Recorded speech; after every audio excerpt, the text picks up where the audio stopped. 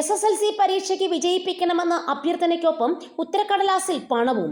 കർണാടകയിലെ ബെലഗാവി ചിക്കോഡയിലെ മൂല്യനിർണ്ണയ ക്യാമ്പിലാണ് അധ്യാപകന് 500 രൂപ നോട്ടും അഭ്യർത്ഥനയും ലഭിച്ചത്.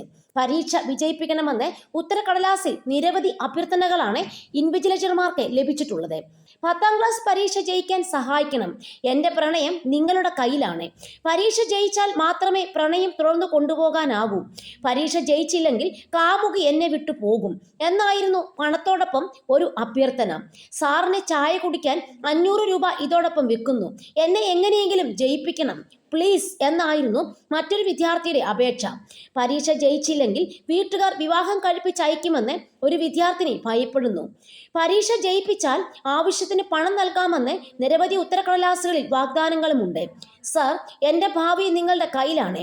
ജയിച്ചില്ലെങ്കിൽ എൻ്റെ വീട്ടുകാർ എന്നെ പിന്നെ കോളേജിൽ വിടില്ലെന്നും ചിലർ എഴുതിയിട്ടുണ്ട്. വിദ്യാർത്ഥികളുടെ അഭ്യർത്ഥന ഇതിനോടകം സോഷ്യൽ മീഡിയയിൽ വൈറലായി മാറിയിട്ടുണ്ട്.